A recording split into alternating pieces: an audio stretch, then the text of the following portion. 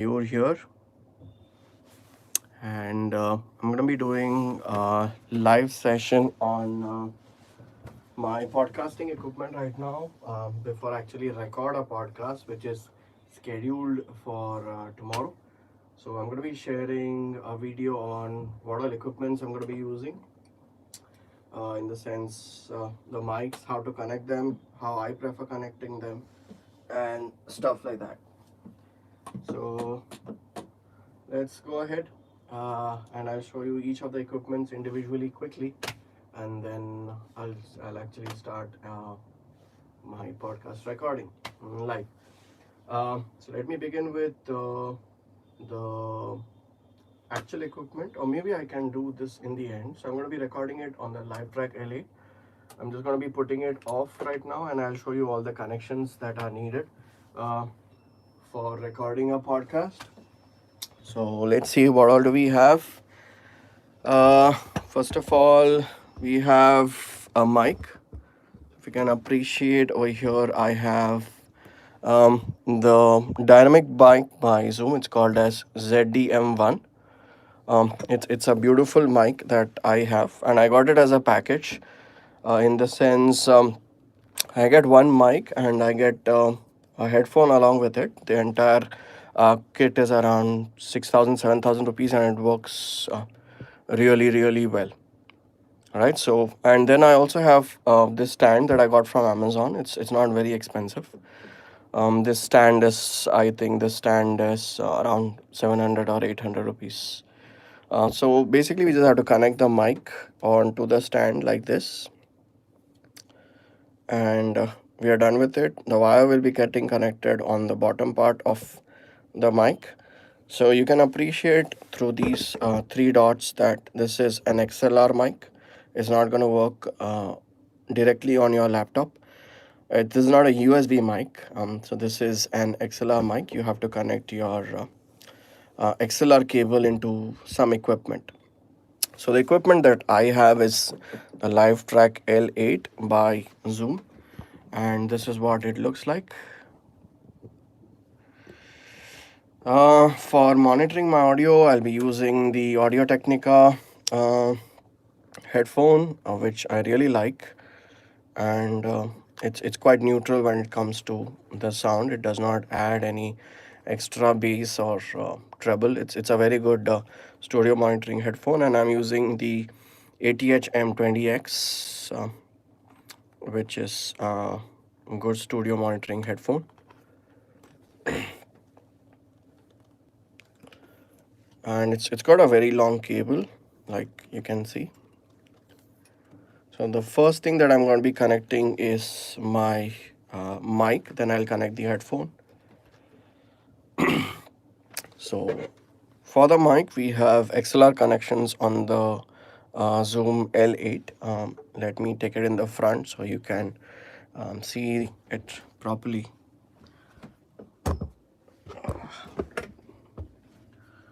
बस तुम नीचे जा सकते हो.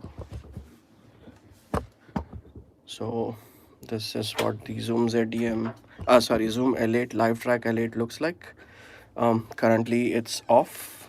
I'll be putting it on once yeah, I think you all can see now. So this is the Zoom Livetrak L8. Alright, so before putting it on, it is advised that you connect whatever equipment you want to connect, and then you can put it on. Okay, so I'll be connecting my microphone first, and then my headphone, and then one more wire for my phone, and hoping that my audio quality will improve. And this is, but before doing anything, I'll be checking if my Livetrak L8 has a memory card or not. So I'll open the top portion of the Zoom Livetrak L8 and check once if it has an SD card. Yes, it does. So pretty cool with this. So This is where my power is connected on the Livetrak L8. You can see it's a very good system to protect the wire, and I've connected it directly to the power supply right now. But you can use it on 4AA batteries, and you can also use it on your power bank. I have used it on all the power options and works perfectly fine. I'll just put it on. This is how it looks when you put it on. This is how it starts. It's takes some time to start.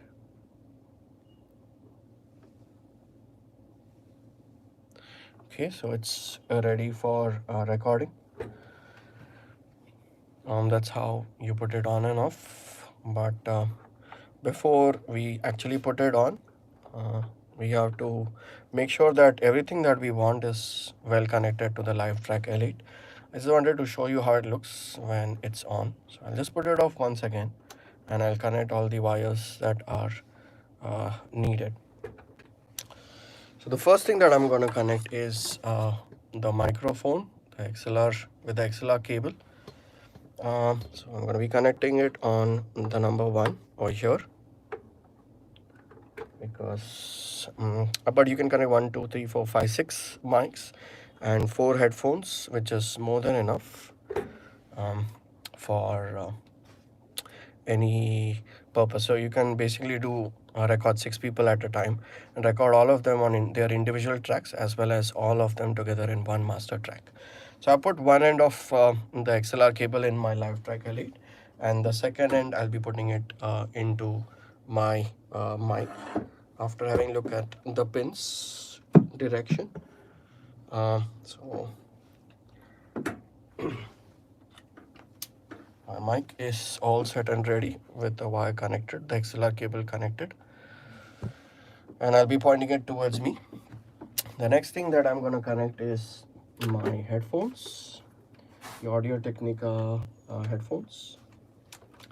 So for connecting any headphone, you have to understand that any headphone will typically have a 3.5 mm jack. You cannot put this on the Livetrak L8. So you have to buy adapters. But with the ZDM1 kit, I got a very good quality adapter. And I can insert the 3.5 mm pin inside this and then insert it inside the number 1 slot for the headphone monitoring. So you need to keep that in mind, that a 3.5 mm pin will directly not go inside the Livetrak L8. You will need an adapter for it. But if you have the ZDM1 mic and the headphones, you get that adapter for free. It's inbuilt in the system. It's inbuilt in the kit. You get it free with the kit. All right, so my mic is ready, my headphone is connected, and now it's time to connect one wire to my phone. So let's hope it'll improve the audio quality slightly for you to hear. So there is one cable to connect your phone. So this is having so this is a TRRS one, the cable. So this will get connected inside this particular jack, this particular mount, and the other end will get connected to your phone or tab or anything that you want. But so that's the other end that it looks like. But since I use an iPhone, I have to get an adapter to convert the normal 3.5 mm TRRS cable to the power adapter. But it works really good. This is the original Apple adapter or converter, and it works really fine. All right.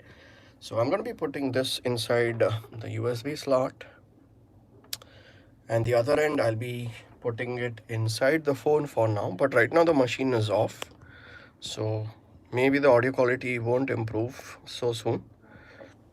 But once I put it on, it should be better. So let me put it on. It's This is how it starts up. Please ensure that all the knobs are down and everything is off. You have a couple of things on off switches for the headphones. If you have more number of people to listen, you can give 3 extra headphones to your guests for monitoring. But this is how I use my setup. Currently, I'm alone, so only one headphone is needed, only one mic is needed. And now I'm going to be making the basic adjustments. But before that, I'm going to be plugging in this cable inside my phone.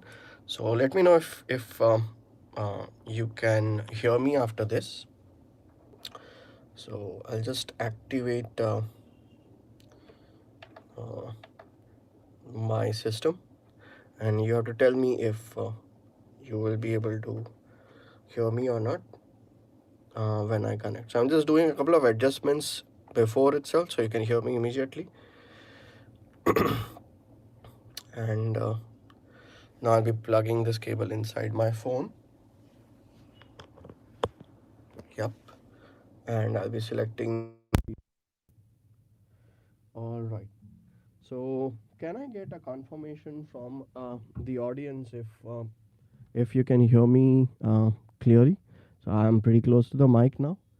Um, but if you can hear me, can you just put it in the comments that you are able to hear me live?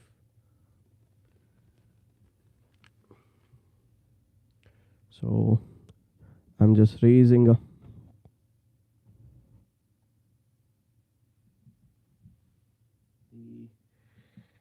Uh, okay, so Neha is saying she can hear me. Nice. The funny thing is, I'm not able to hear myself in the. My headphones are not picking up anything. So I'm just adjusting a couple of things. So the couple of things that you need to check if you're having any technical difficulty is. Okay, so Neha is saying that the audio quality has improved. That's because I'm speaking into the Zoom ZD M1 mic. Um, but the funny thing is, I'm unable to hear myself. Maybe because it's an Audio Technica headphone and not a Zoom headphone. So I'm just going to uh, do. I'll just do a quick check. I just checked. I just changed the. Okay, so I'm just going to change the pin. Maybe the pin is loose slightly. So this pin I got separately as a third-party pin. I bought it from Amazon. This is the original Zoom's adapter. Since I'm using an Audio Technica headphone, I'll be, yeah. All right, so now I can hear myself very well. Now we'll have a look at a couple of button options that are available to us and what it does. So uh, let me let me do a couple of quick adjustments for you. Let me make this straight first. All right, I think it's good now. So let us check out a couple of buttons on the Livetrak L8 and be happy if I'm sounding good. So I think I'm sounding pretty good. But I want to show you a couple of things. So the most basic thing is the gain of the mic. So if you see, if I reduce this, my voice is going to come down. My voice is going to come down. Okay. So I'm just going to say, I am Mayur Davda, and this is Stenography School. So, but as soon as I make it less and more, you can appreciate that my volume is increasing significantly. So this is called as the gain. Okay, so I'm increasing and decreasing the gain of my mic using this particular knob. So you can see my volume is reducing, and now it'll increase because I'm increasing the gain and this is what it sounds like in full gain. So this is plus 54, but you get a lot of clipping. Clipping means the voice will burst, and you can see right now since I'm very far is showing green color indicators, but if I go close and speak loudly, it'll show orange, and then red color means clipping. So you can appreciate now that it's becoming red in color. It's very annoying to hear clipping. So I'm just going to reduce the gain slightly, and I think this is going to be great. So right now I've connected only one mic to the system, and it's picking up my volume pretty well. Although I'm pretty far from the mic, you can say I am around 6 inches away from the mic right now, and I can hear myself also pretty well. All right. Now let us look at a couple of different things. This is for my USB. You can appreciate it. So if I reduce the switch over here, then also it'll reduce my volume. You can see it's reduced as I increase this. So this basically controls how much of my volume is going into the recording. Okay, I've not yet started recording, but this is the actual gain of the mic, and this actually controls how much of the volume is going for recording purposes. I can control this also in the master recording. All right. So once we are through this, so we have a couple of buttons over here. They're called touchpads. Um, I've made the gain of them pretty high. If I press them, it's going to give a couple of sound effects. So right now, these are the inbuilt sound effects that are there. Not the sound effects, but sounds. If I play them, you'll be able to hear it. That was pretty loud, but if I want to reduce the sound of it, I can reduce it from here, and you can appreciate the change. That's how it works, and you have a lot of sounds inside inbuilt itself. It's like during the beginning of the show, and these kind of music is usually in the beginning of the show, like an intro type. Bam, that's how it works, and this you can play in between when the guest is says something exciting and stuff like that. So these are a couple of inbuilt sounds. There are actually a couple of more, but since I put a USB over here, these are not available for me. But if I want to reduce the sound going inside the phone or increase the sound going inside the phone, I think the sound my sound will increase with this also. Can somebody tell me if my sound is increasing or decreasing for you? Because this is the phone's input and output. Is it reducing my sound? Is it increasing my sound as I play with this, or is it constant and is not affecting at all? Can somebody put it in the comments what's happening? Because I've never tried this before. Is it increasing or decreasing? Oh, there's no change, Neha. Thank you so much. Okay, so ideally, I thought that it should increase or decrease the volume for you all also, but it's not. Okay, fine. Uh, so another cool feature, maybe if you are a singer or stuff like that, is giving it some sound effects like echo and stuff. So let me just play around with this, and maybe it's going to increase um, the echo. I'm not sure if you can hear it now, but I think you should be able to hear my sound in echo. Are you getting an echo? It's pretty fun to play with, but it's not a great thing for a podcast. All right, thank you, Neha. So I'm going to reduce the effect, so you can see. Maybe now you would be able to appreciate that the echo has completely gone. But if you want to increase the amplitude of the delay of the echo and stuff like that, you can do it with this one. It's pretty cool, but it's not a great time to use an echo right now. So usually this is usually down, unless I'm singing. I'm not a great singer, but if I want to trouble my audience, I'll probably sing one day. This is the master track. So if you're recording 3 people or 6 people in one go, so all of them will be recorded in their individual tracks, but the master is going to record all the 6 people in one track itself, which is very cool. So as a beginner, I would definitely suggest that everybody records everybody's stuff in the 6 tracks or the 8 tracks. But nowadays, I have started using only the master for recording, because master is the one that's going to pick up sound effects like this. They won't be there in your individual tracks. They'll be in the master. That's the mixture, which is the stereo output. You get stereo output with a master, but all of these are mono outputs, individual tracks. But this is stereo output. So if I increase or decrease the amplitude of this, it's going to affect the volume at for you also. So if I reduce it, it's reducing now. It's slowly increase. I can reduce with the master. So this is the main control you can say for your Livetrak L8. So it's pretty cool. I think it's working great. So these are some of the basic features of the Livetrack L8, and it adds a lot of quality to your sound. Um, I'm sure you would be able to make out the immediate difference. Like Neha said, there is an immediate change in the audio quality, which is quite true. The equipment is fantastic, and you can play around with. You can play around also with your pitch, with your bass and treble in your voice. So right now I've increased the bass, but I can reduce it if I want. Change. So this is like a more treble kind of a voice. Hello, I am Dr. Mayur Davda, and I teach dental photography to my students. I like a little bit of a heavy voice, so I keep it on the heavier side. But if you are more into the sharper tone, you can keep it like this as well.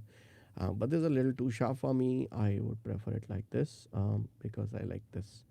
Um, these are the mid effects. You can increase or decrease it using this one, and this is the lows. You can increase or decrease it. I like this.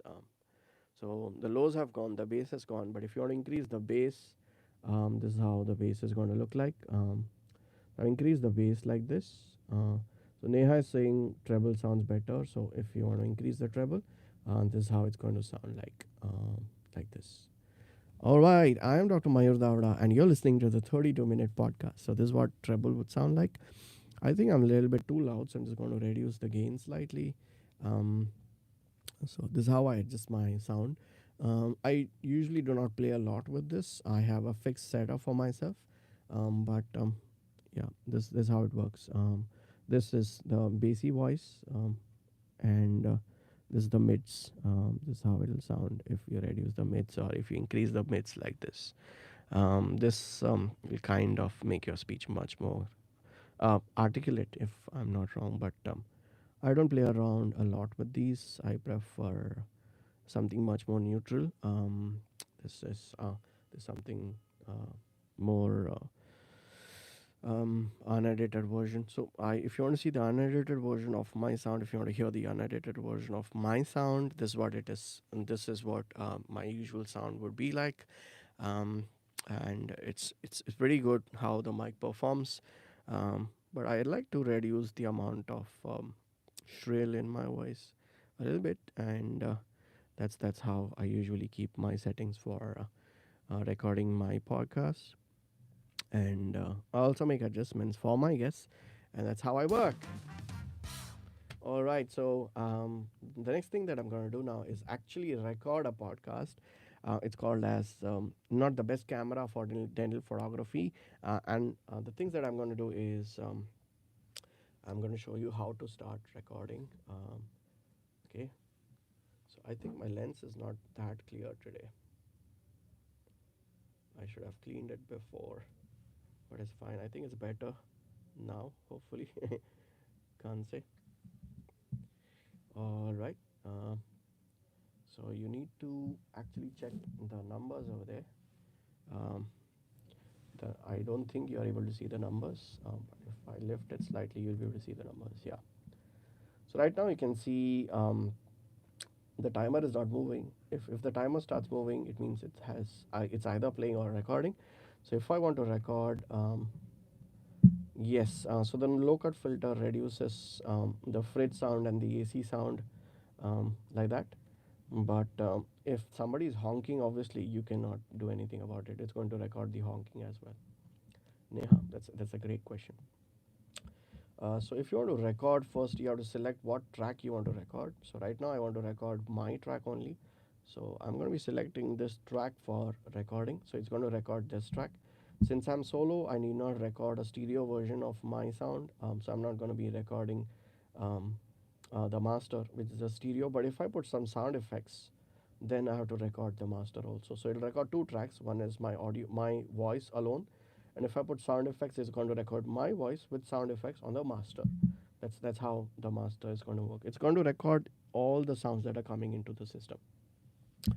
All right, so I am going to be. That's how it is. So if you want to start recording, you can actually you can see there's a button for recording, which is this one. So you have to press this one and the play button. So let me show you, if you don't select a track, what happens. Let me deselect the track. If you try to record also, it will not record. It will say that no track has been selected. Just keep an eye on the numbers on top. So if I press the record button, it's going to tell me that no track has been selected. So let me press it once again. You can see no channels have been selected, no recording channel. So you have to select a recording channel. So I have to record what channel I want to record, and then only it will record. Okay, I'm not really sure who's playing the flute in my background, but I have no clue who's playing the flute in my background. But the best part is, if I come close to the mic like I am right now, it's going to reduce all other sounds. So I just have to close my door, and I can start recording. Let me just do that. I'll just quickly close the door and come back.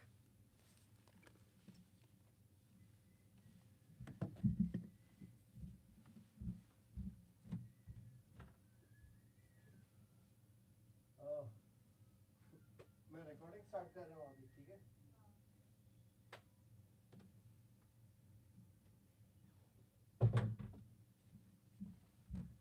All right, so I have put the door. I've shut the door. It's really funny that somebody's outside selling a flute today itself when I actually had to record a podcast. So uh, I'm gonna be recording myself now. Should I turn the camera towards myself? Not really sure if I should. Mm, yeah, actually, it's fine. I think I can keep it like this and record at the same time. I can turn the camera also if I want. I'll just get it a little closer to the L8. And if I turn the camera, you'll be able to see me. So the funny thing is, I wanted to keep a script ready, but I couldn't keep the script ready because I got a patient right now. So I didn't get time to record the. I did not get the time to write a script. So initially, when I actually started podcasting, thank you Neha for confirming that there is no background sound. So initially, when I actually started podcasting, I was insisting a lot on a script, but now I am not recording. Now I'm not really insisting on a script. Um, I'm just going with the flow, because I felt that when I'm reading the script, it's sounding much more fake. I felt. Um, and when I actually just start speaking, it just flows. I think that's how a podcast should be. But initially, it was really difficult for me. I used to forget things, and it was tough. Now also, I'm still learning. I won't say that it's as easy, but okay. So let me stop this nonsense and let me start recording my podcast. Okay. So the music that you heard right now, it won't get recorded in my track because I'm not recording the master track. That's the red knob. So I'm just recording my solo, and I'm gonna start recording it immediately. So I hope you can see my mic. That's my mic. I keep my mic pretty close.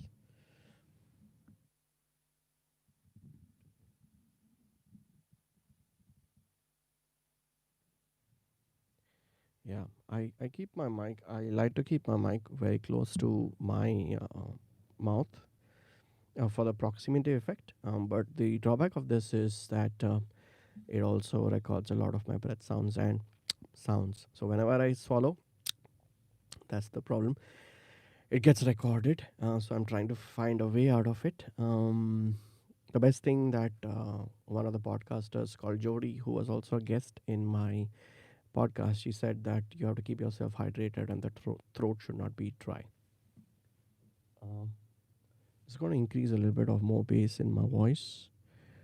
All right, that's how I sound right now. All right, so I'm just going to start the recording now.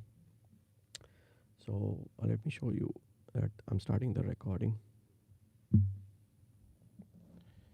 just going to press the record button over here and the play button also. You can see the numbers have started moving. If the numbers have started moving, means it's recording. All right. So let me actually start recording. Let me keep the camera towards myself and start recording. All right.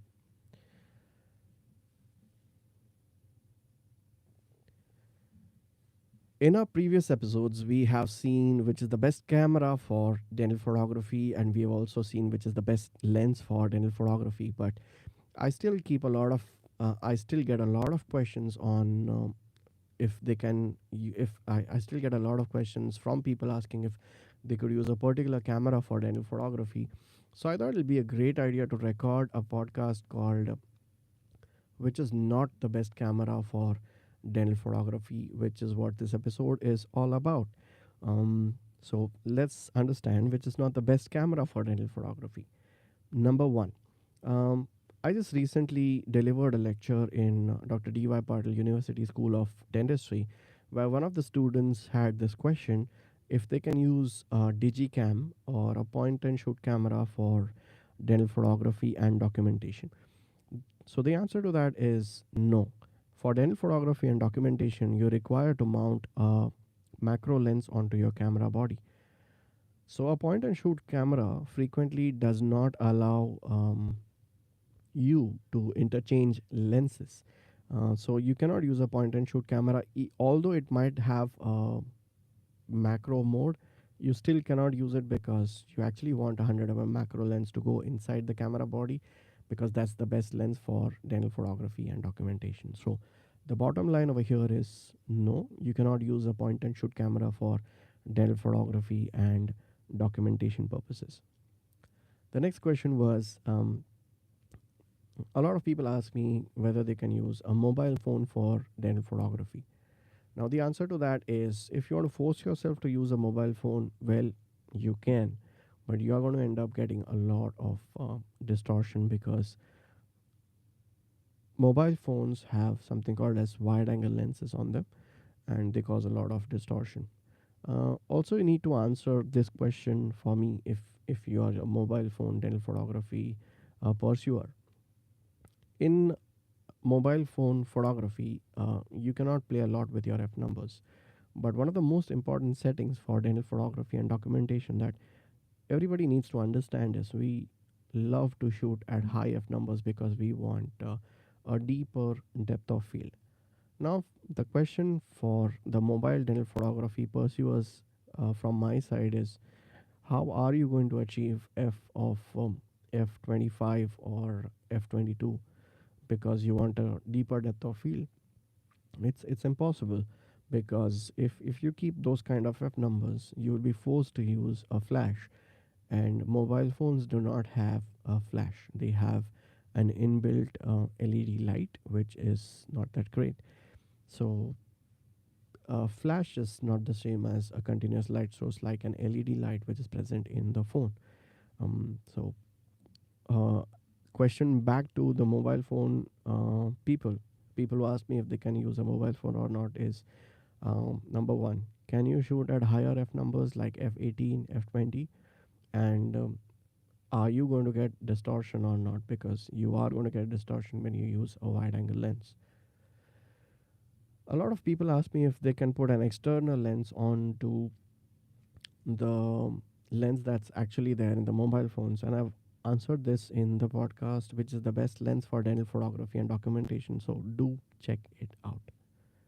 Moving on to the next one, a lot of people who have purchased a DSLR a couple of years ago, they frequently say that can they use, for example, I have one participant coming up from Chennai for my forthcoming course on January 24th, 25th, and 26th. That's going to happen in Mumbai. So he was asking that he has Canon 1100D, and can he use it, or can he use it, or can he get it for learning dental photography? Now, for people who are afraid that the older cameras are not going to help, it's completely a myth. You need to understand that you can use any DSLR for documentation purposes. It does not matter if it's an old camera or a new camera; it's definitely going to work, and you can do dental photography with it. All you need to do is mount the right lens on your camera and you're good to go. You can use your inbuilt flash if you have, or you can also purchase a ring flash or a twin flash of your choice. That'll be completely up to you, but you can definitely use old cameras like Canon 1100D or Canon 1200D or any other Nikon old cameras. Also, if you have, you can definitely use it. So don't keep in your mind that you have an old camera, so it'll not be that great. That's not true. You can use old cameras for dental photography and documentation as well. Some people also have a budget constraint, so instead of going in for a new camera, you can also go for a used camera. If you have budget constraints, it's completely fine if you buy a 550D or a 500D. If it's in a good condition, you can definitely go ahead and buy it for documentation for clinical photography. So don't really worry about that. The next question is a lot of people ask me whether they can use mirrorless camera for dental photography and documentation. So the answer to that is um, yes, mirrorless cameras are great. They are light in weight, but it's not really time yet to invest on a mirrorless camera as far as I think. Because if you see, there is hardly a difference of 10 to 20 grams if you consider a good mirrorless camera as compared to a basic DSLR camera. There's hardly a difference of 10 to 20 grams. It matters, yes, even the 10 grams or 20 grams matters a lot. But the question that you need to ask yourself is the mirrorless cameras have a completely different mount. Let me give you an example over here. The Canon's mirrorless mount is the EOS R series or the mirrorless series. So we have the Canon EOS R, which is a full frame. We have Canon EOS RP. So these are all a different mount altogether. But these are full frame mirrorless cameras. All right. So they're going to be expensive and they're going to be heavy again. So it's not really helping us. So if you want to go for really good mirrorless cameras, so that's the full frame category in the Canon series. So you have EOS R, you have EOS RP, you have EOS R5, you have EOS R6. But all of these are full frame cameras and they don't really help us because they are full frame. And the basic concept of lightweight is not applicable over here because they would be even more heavy than my most basic DSLR like Canon 1300D, 1500D, or stuff like that. Or maybe they are almost equal. So the basic logic of the mirrorless cameras being lightweight, it's not helping us at this point. But you would argue that Canon also has crop sensor mirrorless cameras. Now the problem with the crop sensor mirrorless cameras is that it's a completely different mount altogether, like the EOS M series. So we had the EOS different versions are there with different versions, but it's EOS M series. So that's the crop sensor mirrorless cameras by Canon. Not a lot of companies, regrettably, are making crop sensor mirrorless cameras. I don't know why, but they are not. But you need to understand that is that mount going to have a macro lens? So does the EOS M mount have a 100 macro lens? It has a macro lens which is in the lower range of focal length. That's probably around 25, 28 or 30 macro lens. But that lens is not going to be helpful for us because it's going to end up giving us a lot of distortion, and we don't want distortion in dental photography or any other form of clinical photography actually. So my basic question is, whatever camera that you select, is it going to have a macro lens in the focal length of the range 85 to 105? If the answer is yes to that, go ahead and buy it. I'm also waiting for one. So even I want to buy a mirrorless camera, but I feel I need to wait because I want to wait for the perfect macro lens to come in that category of mount of that mirrorless camera, which is currently not available. So although I can attach my 100 DSLR 100 lens to my mirrorless camera, but I need to use an adapter. So again, if I'm putting an adapter, it's going to have some weight, and it's also going to add on to your headache. Like you have a mirrorless camera, then you have an adapter, and then the lens will go in. If you don't have the adapter, the lens would not go in. So if you're actually building up a lot of issues for yourself. So I'm actually waiting for the time when Canon is going to come out with a crop sensor DSLR in the full frame mount that it has right now for the mirrorless cameras. So it's what I'm waiting for, and I think when it's going to have a crop sensor mirrorless camera in the better mount, not the M mount, in the mirrorless category, I would be one of the first people who will be buying a mirrorless camera. But right now, it's not the right time to go for a crop sensor mirrorless camera in any of the companies that's available right now, according to me. So Canon has a mirrorless camera in the crop sensor, but it's not the right mount.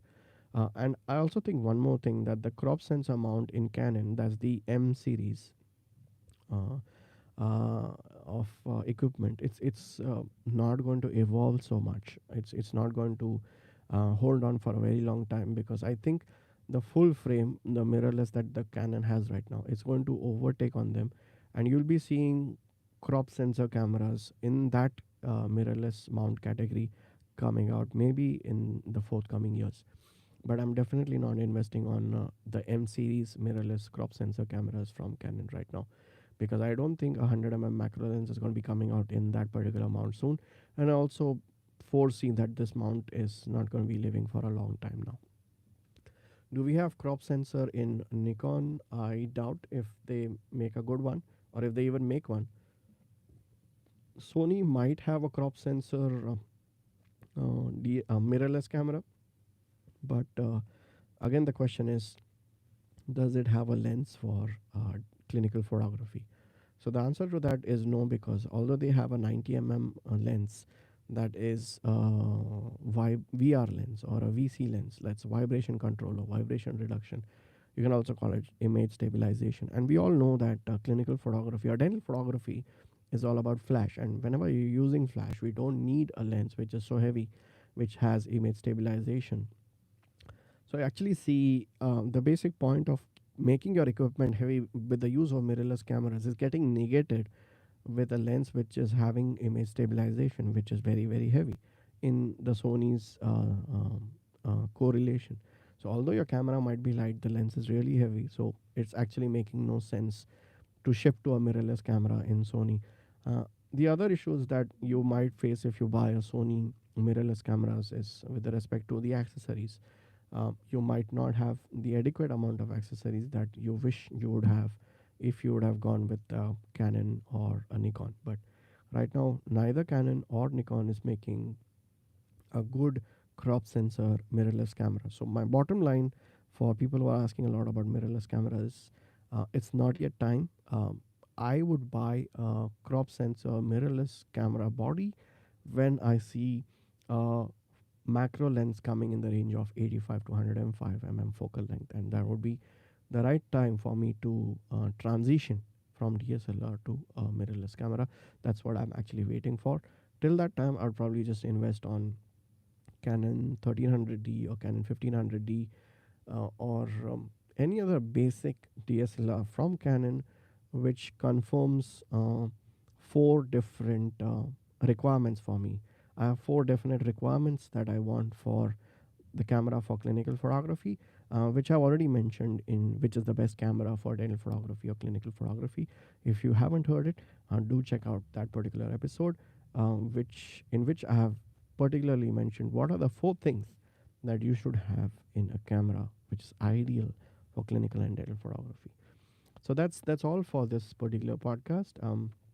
If you have any questions, do put in the comments. And if you are listening and liking these particular episodes, do make sure to put in your review or testimony on the podcasting platforms like Apple, Google, Spotify, or any other podcasting platform of your choice, particularly Podchaser, because in Podchaser you can actually review a particular podcast.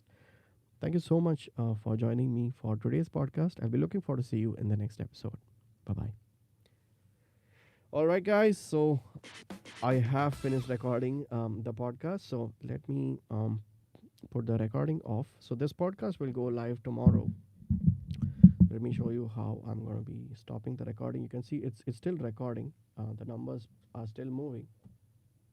If you can appreciate, yeah. Um, need to go a little. Yeah, you can see the numbers are still moving. I just need to stop it by pressing this. All right, so you can see that I've recorded for 15 minutes. I can play it back. If I want to play it back, I just stop this. I've already stopped it. I just go to rewind, and it's going to rewind it for me. So you can see it's rewind, and now I'm going to instead of record play option, if I want to hear it back, I'm just going to press this, and now it's the green. Green means it's going to play, and let's listen to what I have recorded. I'm just going to hit on play button also. You can see the numbers have started moving. If the numbers have started moving, means it's recording. All right. So let me actually start recording. Let me keep the camera towards myself and start recording. All right.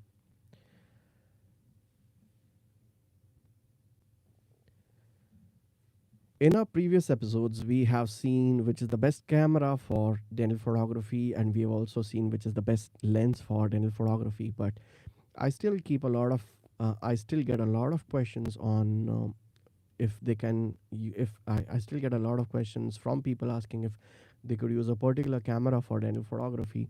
So I thought it'll be a great idea to record a podcast called which is not the best camera for dental photography, which is what this episode is all about. All right, so you actually saw, you actually heard the actual recording. So I have the podcast ready. So it's a 15-minute long episode, which I think I'll be cutting it down to around 10 minutes or something like that. And that's how I record the podcast. Now all I have to do is remove the SD card, transfer the file to my laptop, edit it a little bit, and it's going to be live tomorrow. You can actually listen to this podcast on Apple, Google, Spotify, or any other podcasting platform of your choice. That's all I have time for in this live session. I hope you enjoyed it, and I hope you understood how the equipment works. Let me repeat, you really don't want all these hi-fi equipments for recording a podcast.